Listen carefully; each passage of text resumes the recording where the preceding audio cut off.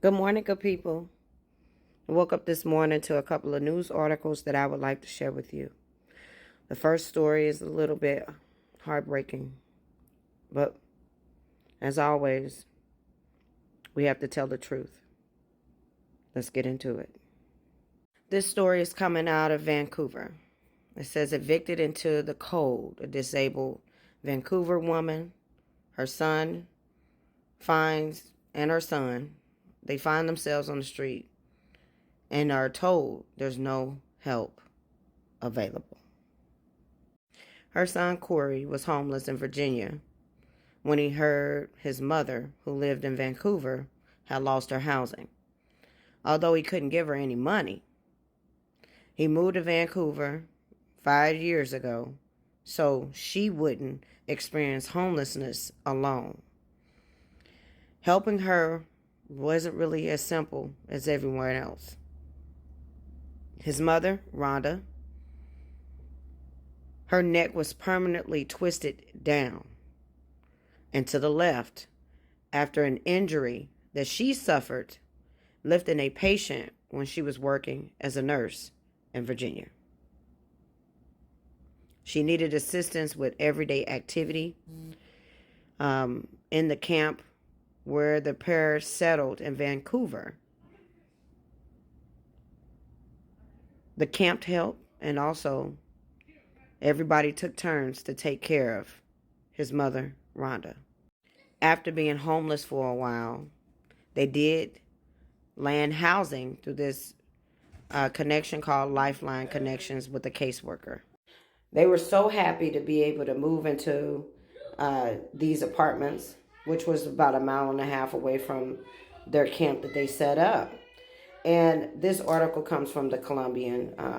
Shout out to the journalist that really followed up on this story. She had planned to really write a story about them being homeless in Vancouver and in Virginia and what they did to survive, but was really excited to hear that they could get housing, right? So she was on her way, the journalist, to interview them about receiving new housing. And as she approached the front door to the apartment on March 4th, she noticed a white piece of paper on the front of the door. Upon closer inspection, she saw it was an eviction notice.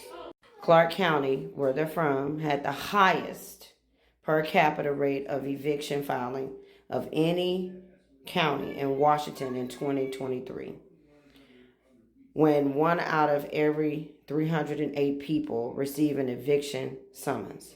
That's crazy.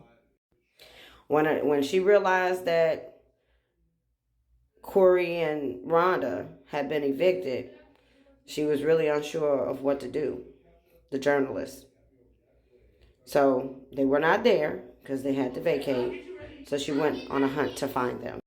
As she walked back to her car, she saw a homeless camp set up on the sidewalk and asked for Corey, the woman's son. And another woman says he's right here that was homeless. It was Corey's girlfriend, Tabby. And they made camp with a rug and a piece of wood and everything. It's so sad that this is the times that we're living in.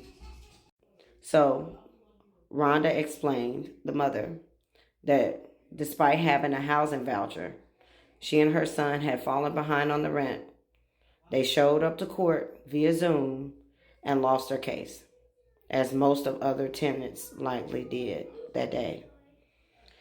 More than half of eviction filings in Clark County since 2022 have ended in court-ordered evictions, according to court records. They owed Avenue 5, the owner of the apartment building, more than $3,200, including $800 for the price of attorney fees to evict them. On the streets, people often help each other to survive.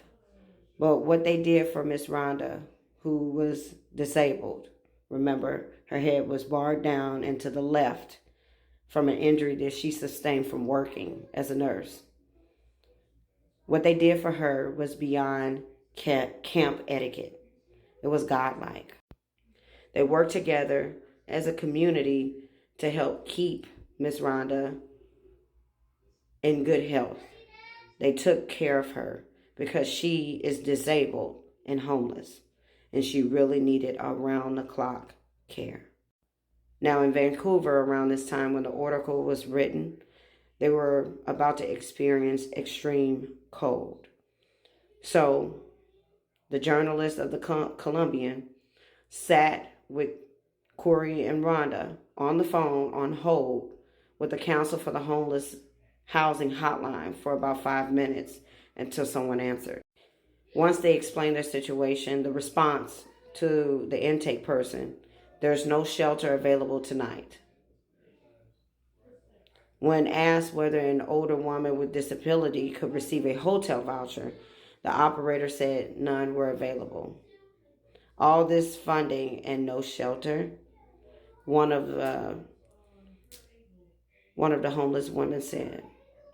Since 2017, the city of Vancouver has spent almost $40 million on affordable housing development and preservations and temporary shelters, homelessness prevention, and rental and homeowner assistance through its affordable housing program. And yet people are falling faster into homelessness than Clark County can catch them. About 9,000 people are believed to be homeless. That's so sad. So the journalist headed back to the Columbian's newsroom where she emailed Sonny Wonder, deputy director of the Council for the Homelessness, and explained what she had witnessed outside of the apartment complex. She asked some tough questions, like why were there no shelter beds or motel vouchers available that night, given the severe weather alert? That's a good question. Come to find out, the operator should have connected Rhonda and Corey with an outreach team if there was no shelter available. This is what was sent back in the email. So, Sonny Wonder sent a team to find Corey and Rhonda, and they had a hotel voucher to stay somewhere that night in the freezing temperatures.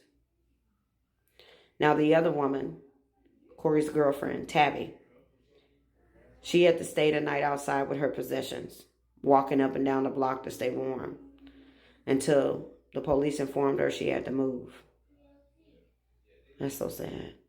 Caseworkers from the nonprofit organization Recovery Cav helped Mullins move to a motel Tuesday evening. That's crazy. After that, this journalist has lost contact with them, which does happen a lot because not a lot of homeless people have phones. They don't have addresses, and some of them lose their identification. This is really a sad time for humans, for people in this world. I'm covering this story so we can actually share more on what's happening to people. Rhonda is a disabled American citizen who really needs around-the-clock care. And because she is homeless, no one cares. If you care about the situation and the homelessness that is spreading across the globe, please make sure that you like, comment your thoughts, save this video, and share it with your friends. We really need to push for change because homelessness is spreading and it's the new epidemic.